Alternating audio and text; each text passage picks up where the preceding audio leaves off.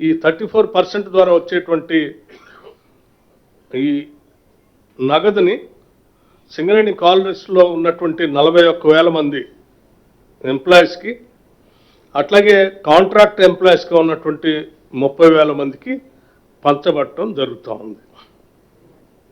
దీనివల్ల సింగరేణి కాలనీస్లో ఉన్నటువంటి ఎంప్లాయీస్కి, ఒక్కొక్క ఎంప్లాయీకి 1,95,610 రూపాయలు ఈ సందర్భంగా, పండగ సందర్భంగా పంపిణీ చేసే కార్యక్రమాన్ని ప్రకటిస్తూ ఉన్నాం.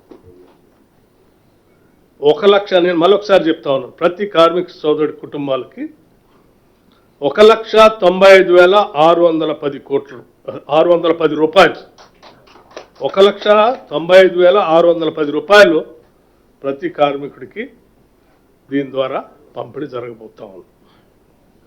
ఇకపోతే 30,000 మంది కాంట్రాక్ట్ వర్కర్స్ ఉన్నారు. సింగరేణి చరిత్రలో ఇంతవరకు ఎప్పుడు కూడా వాళ్ళకి లాభాల్లో వాటా పంపిణీ చేసే కార్యక్రమం ఎప్పుడు జరగలేదు. కాంగ్రెస్ ప్రభుత్వం, ఇందిరమ్మ ప్రభుత్వం వచ్చిన తర్వాత గౌరవ ముఖ్యమంత్రి గారు, మంత్రిమండలి మొత్తం కూడా ఒక ఆలోచన చేసింది.